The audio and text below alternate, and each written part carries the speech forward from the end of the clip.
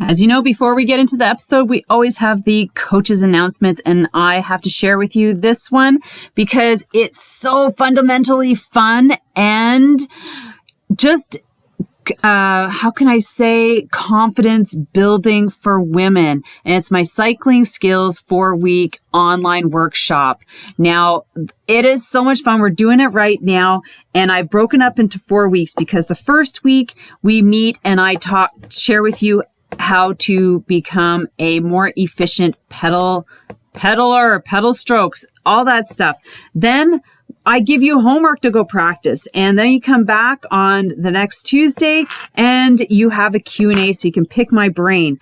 Now, the second week, we then get into hill climbing, and then the third week, we have strength, power, and speed, and the fourth week, we tie it all up with weight training and nutrition.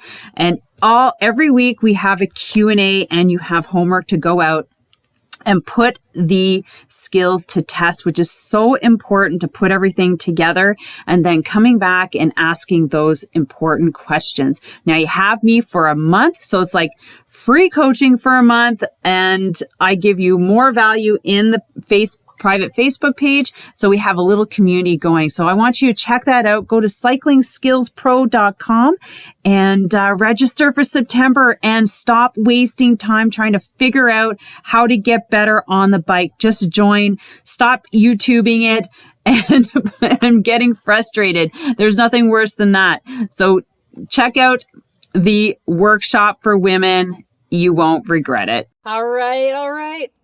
All right, boys and girls, it's another episode of Chronicles from the Car on my Thursday, after my Thursday morning workout. Sylvie here, host of Secrets from the Saddle, All Things Cycling podcast. And oh my gosh, are you guys enjoying the Olympics, first of all? Second of all, thank you for watching on YouTube and listening. So yeah, you can go to YouTube and watch all of these podcast episodes live. Well, not live, but and just to see some of the people that you're listening to. So today I did actually get a workout in. Nobody signed up for the hill repeats, and it's kind of good because this weekend I am going to be in Montreal with a group of girls. We are going to a time trial event, and I got my time trial bike here, and I was actually out testing it because here's the thing. If you ever consider the possibility of, for those who don't have the money for a time trial bike, but have a couple bikes sitting at home, you can literally change your, make a road bike into a time trial bike. Okay, so it's not super as aero because of the frame. However, that is the only difference. So if you can see my bike right here in the background, literally, this is my Orbea Orca. It was one of my first road bikes. It's so light, so comfortable. Fucking, it is so fast. Well, for me. But what I did is all you have to do is swap out the handlebars. That is simply all a time trial bike is handlebars. You can add all the other fancy water bottle holders to any bike. But you have to get the brakes, you have to get the shifters, and the bar. And it kind of comes like 3 different bikes. And then you just swap it out. You take it to you talk to your bike shop and you buy it through them and they will install it. You have to recable it and that's it. That's it. And you have a time trial bike and you save like literally thousands of dollars. I think it cost me well, I know the guys, but so it probably cost me like $500, maybe less in parts for the handlebars. Boom. And so the thing is that I can also convert it back to my road bike. And I've done that. So of course it costs every time because it's in labor, but just think about it. It is so cool to take a bike and convert it. Anyways, so that's, I just wanted to share that. So I was just out testing it. I had to make some adjustments, the saddle, the stem, somebody's on it. Anyways, yeah, so my first time trial event in like 7 years that I'm going to. I used to race for 8 years, all the way up to senior 1-2, and then my team kind of folded. That was cool. I had a women's masters team with my cycling club, Cycle Fit Chicks, and it folded, and it was okay. But anyways, let's get into today's episode, which I have is super important because I know that as a cyclist, and this is kind of the time, August is kind of the month where everybody's like, okay, what am I going to do for the fall? How am I going to get set up? What kind of training program am I going to do? Am I going to go on Swift? Am I going to go with a coach? Whatever. So I have 7 tips of what to look for in a winter program. Now, I know there's people who cycle year round, and for us in the northern hemisphere of Canada, especially the eastern, where we do have to go indoors and train inside, it's kind of a good thing because it forces us to have an off season, which is really important. If you put out a lot of miles throughout the summer, it's a good thing to give your body a bit of a break of like a month. And usually November is like that off month because it's in between the end of the season and getting into the winter, and it's kind of shitty outside and cold and nobody wants to bike. So here are a couple 7 things to think about.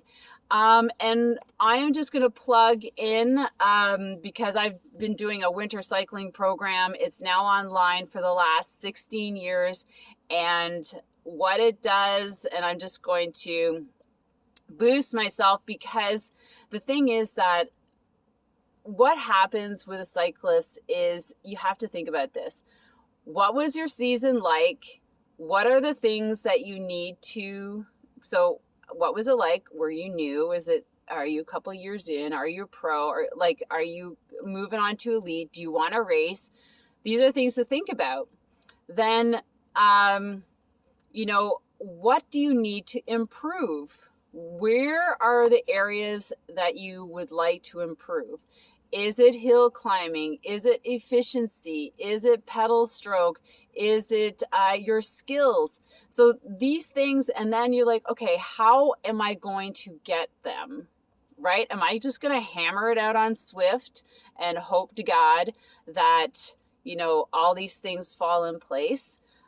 Please, no. You can go on Swift. Swift have a lot of great programs, but it's the skills coaching that a lot of people are missing. It's the skills that are going to help you get faster in those cycling programs, right? You apply the skills and the speed, and you go through those programs. I've done one last winter, and I follow a lot of the training, one of the training programs to get faster.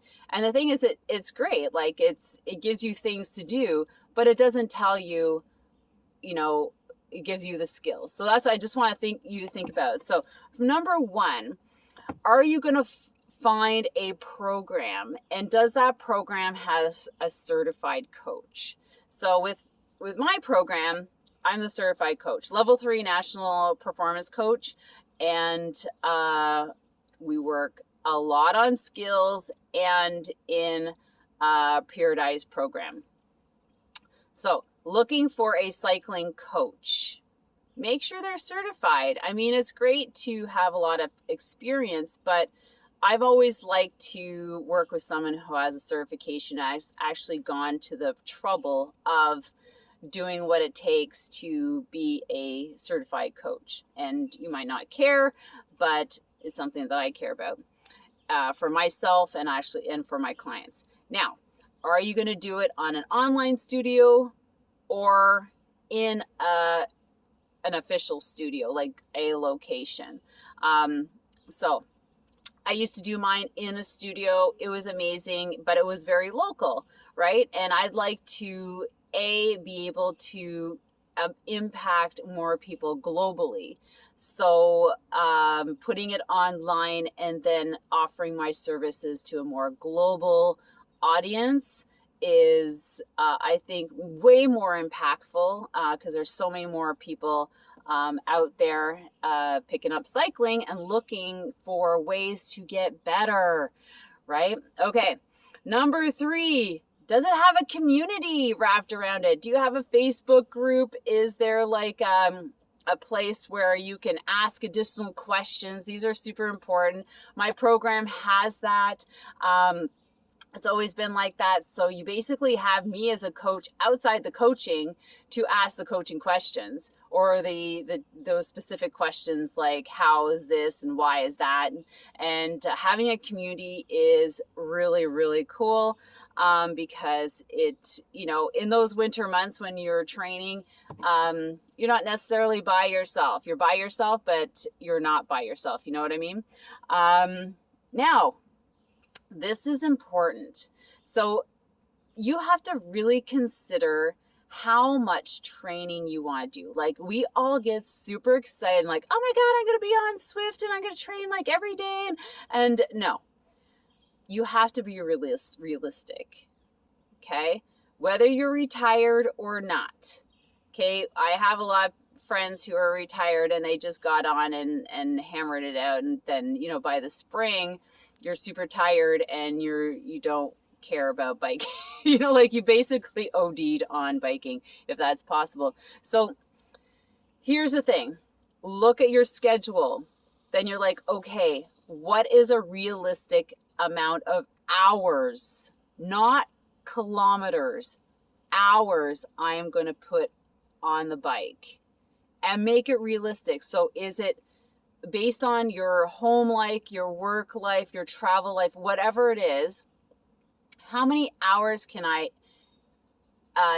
realistically do in a week? Okay, so the program's going to fluctuate. The hours will not. So if you say, okay, I can put 4 hours in a week, or I can put 6 hours, or I'm good for 8 hours, or I'm good for 10 hours because of my flexibility, my goals.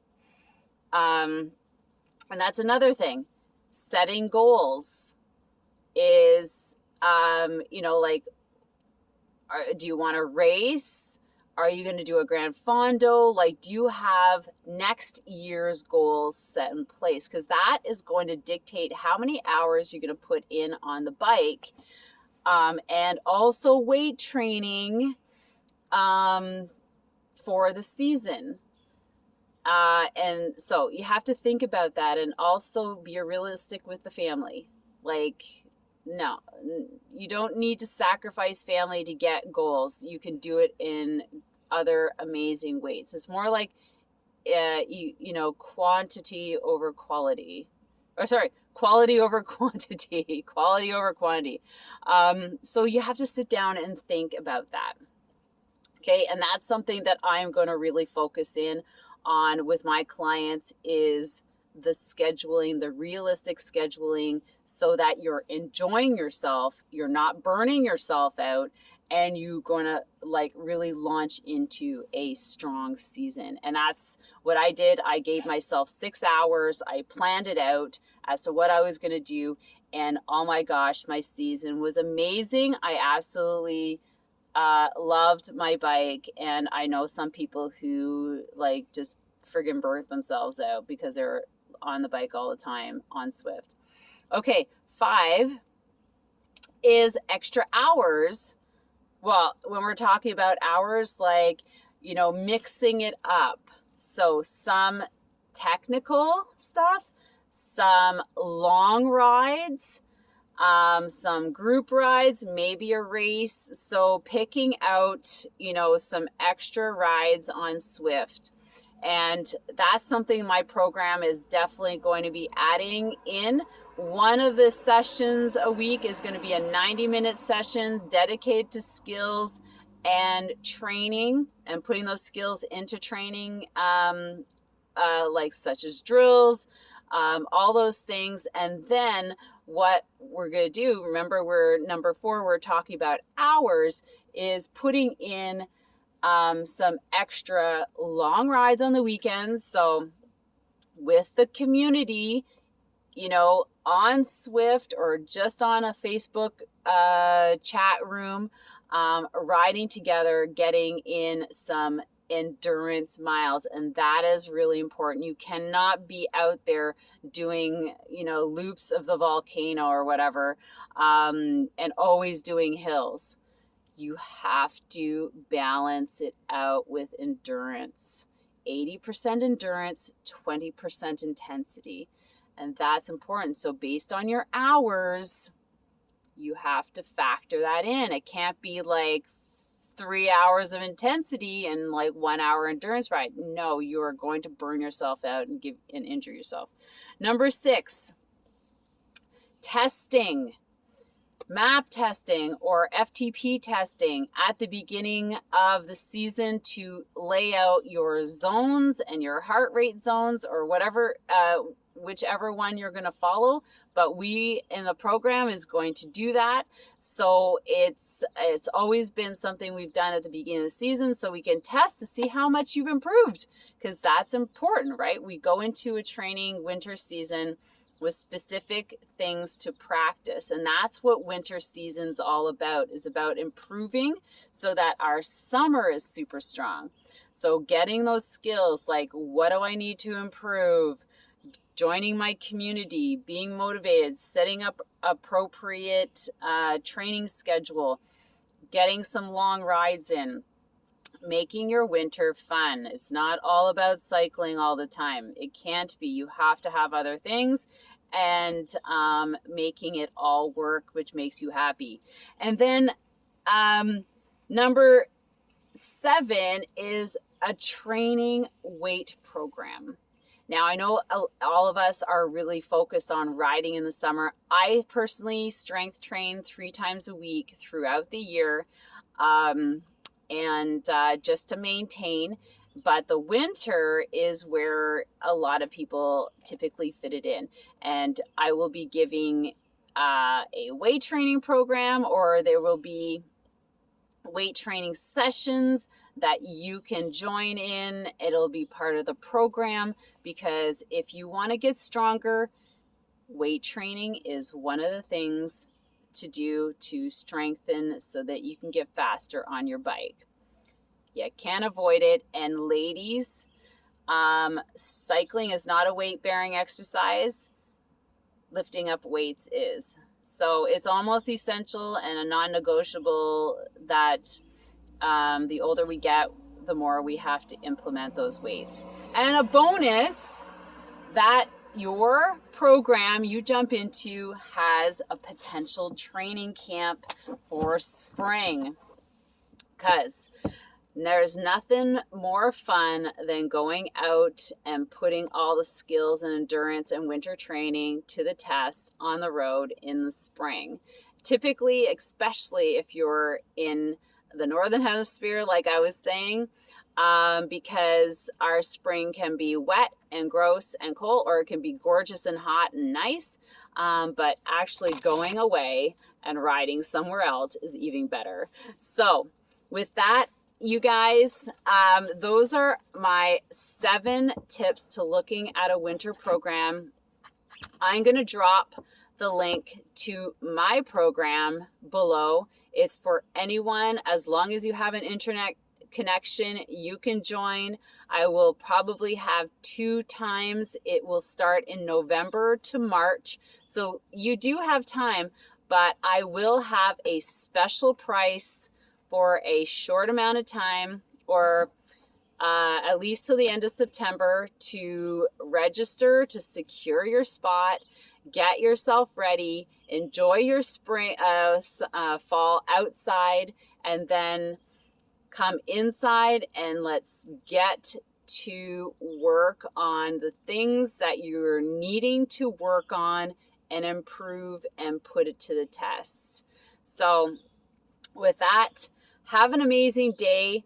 Please follow and share this if you know of anybody who is looking for a winter program. You know, imagine you could go back 20% better next year, which is totally doable when you have a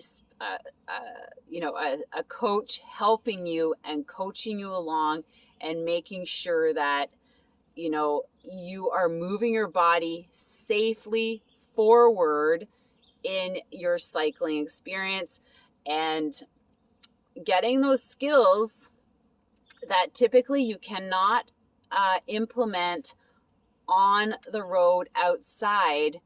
That's another thing. Inside training is specific skills that you can really implement and focus on the bike, on the trainer.